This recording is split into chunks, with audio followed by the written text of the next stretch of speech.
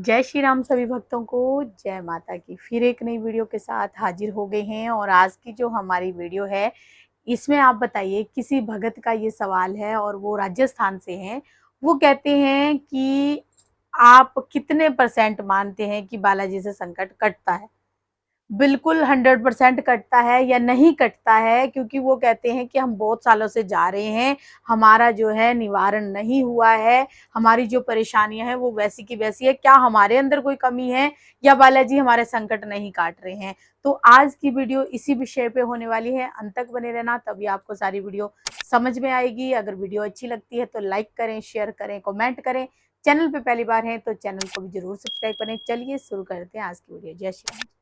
जय श्री राम, जय श्री बालाजी महाराज। संकट ते हनुमान चुनावे, मन कर्म वचन ध्यान जो लावे। जो मन और कर्म और वचन से हनुमान जी का हो जाता है, हनुमान जी की कृपा का पात्र बन जाता है। आपने जो ये क्वेश्चन किया कि बालाजी से संकट क्या कटते हैं या नहीं कटते, मैं कहता हूं कि हनुमान जी की भक्ति करने से, हनुमान जी का ध्यान करने से और श्री राम की भक्ति करने से, माँ दुर्गा की भक्ति करने से 101% कष्टों से मुक्ति मिलती है। भूत क्या है? हमारे पिछले जन्मों के पाप, जो भी भूत बनकर हमारे सामने आते हैं, कष्ट, दुख, ये सभी एक ही प्रायवाची हैं, एक ही चीजें हैं। ये सब, इनका सबका एक ही कार्य है, दुख, परेशानी। तो बालाजी से संकट कटते हैं या नहीं कटते? बालाजी से संकट 101% कटते हैं। क्योंकि मेहंदीपुर बालाजी से संकट कटने में आपको मैं बताता हूं कि कैसे संकट कटे जाते हैं। सबसे पहली बात, आप मेहंदीपुर बालाजी जा रहे हो, पहले तो उनका नाम आपने मुझे बताया नहीं है। अगर उनका नाम राहुल चौधरी नाम है। हाँ, राहुल चौधरी जी। तो कोटा से हैं। कोटा से। तो ऐसा होता है, देखिए, आप अगर मानते हो कि आप इतने साल से बालाजी जा रहे हो, आपके संकट नहीं कटे हैं, तो सबसे पहली बात तो आपने, या तो आप खुद जा रहे होगे, किसी का सानिध्य नहीं ले रहोगे। कई बार क्या होता है कि मेहंदीपुर जाने मात्र से आत्मा का संगार हो जाता है। कई प्रेत ऐसे होते हैं जो प्रभु की शरण को ग्रहण कर लेते हैं। कई ऐसी दुष्ट आत्माएं होती हैं जो मलिन होती हैं, गंदी होती हैं और कष्टदायक होती हैं।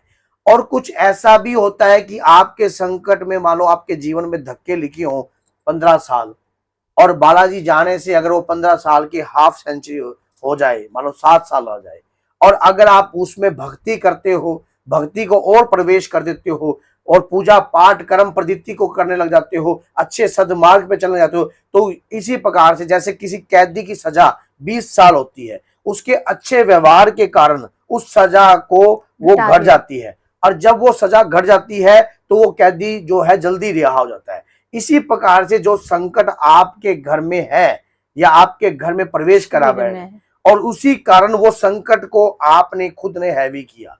सबसे पहली बात, मेहंदीपुर बालाजी से जुड़ने के बाद आपको, जब आप बालाजी से जुड़ जाते हो, गुरु के सानिध्य से सही मार्गदर्शन पे चलते रहिए। अगर गुरु का सानिध्य प्राप्त होता है तो ठीक है, अगर नहीं होता, वैसे कई संकट जो है क्रिया कर्म से भी जाते हैं, क्योंकि अगर जैसी प्रकार से उनकी सजाएं होती हैं, अगर उस सजाओं की पूर्ण रूप से नॉलेज हो। आजकल कहीं भक्त जो है, जो किसी ना किसी तरीके से सीख सिखा के जो है कार्य करने लग गए हैं। सबसे पहली बात तो ये होती है कि जिसका गुरु है उसी की लाइफ शुरू है।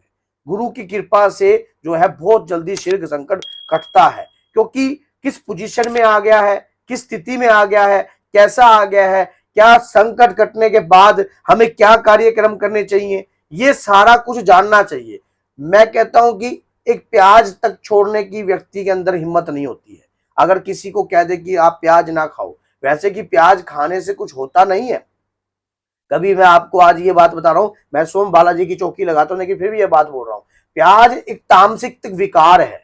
वो उससे हमारे शरीर में तमोगुण की मात्रा जो है प्रभावित होती है और बढ़ती है, और जब तमोगुण की मात्रा बढ़ती है तो हिंसक की मात्रा अपने आप ही उत्पन्न होती है, और शरीर उन्हीं, और जो प्रेत आत्माएं जो है उन शरीर पर जल्दी शीर्घ से शीर्घ हैवी होती हैं, जिनमें अग्नि तत्व की मात्रा अधिक होती है। क्रोध, ईर्ष्यापन, क्रोध, उठना, लड़ाई झगड़ा करना, इन व्यक्तियों को जल्दी से जल्दी संकट अपने ग्रस्त में कर लेता है, तो अपना पूर्ण अधिकार वो उसके ऊपर जमा लेता है। अब आपका संकट नहीं कटा, कुछ आपके पिछले कर्म है। अगर सही रास्ता जब भी प्राप्त होता है जब परमात्मा की इच्छा हो। और कुछ व्यक्ति क्या करते हैं कि एक सानिध्य से जुड़कर नहीं चलते हैं।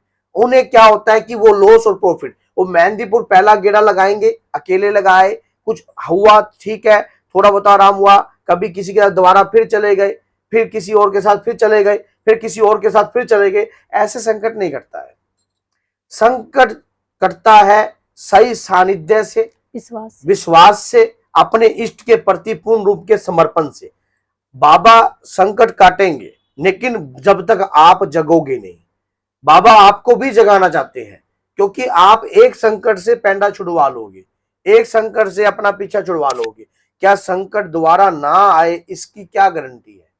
क्या जगह जगह मैली आत्माएं नहीं खड़ी होती? क्या उस मैली आत्माओं के कारण संकट नहीं प्रवेश करते? तो आपको उसी प्रकार से कार्य करना चाहिए कि आपको सही सानिध्य से जुड़कर और मेहंदीपुर बालाजी का रास्ता अपना लेना चाहिए, हनुमान जी का अपना रास्ता अपनाना चाहिए, हनुमान जी की पूजा अपने घर में करनी चाहिए और सानिध्य ग्रहण करना चाहिए। और उसके सानिध्य से आपको ये होगा, मान लो कोई मैली आत्मा है तो उसकी क्रिया अलग प्रकार से होती है। कोई गंदी आत्मा है, कोई मलिन शक्ति है, कोई तंत्र है, मारसन है, अघोर है, चंडी है, काली विद्या है, या किसी तहत कोई बीज भेजी गई है, कोई कुल देवी को वचन बंद करके भेजा गया है, मुसलमान। तो इसी प्रकार से ये देखा जाता है कि किस प्रकार की प्रक्रिया है। तो ये समझकर संकट सही तरीके से काटा जाता है और उसमें भटकने की आवश्यकता नहीं होती है। हनुमान जी की ही पूजा करनी है। अगर आप सोचोगे कि हनुमान जी को छोड़कर मैं किसी मुसलमान पे जाऊंगा या इधर जाऊंगा वहां शिर्क मेरा संकट कट जाएगा, तो ऐसा नहीं।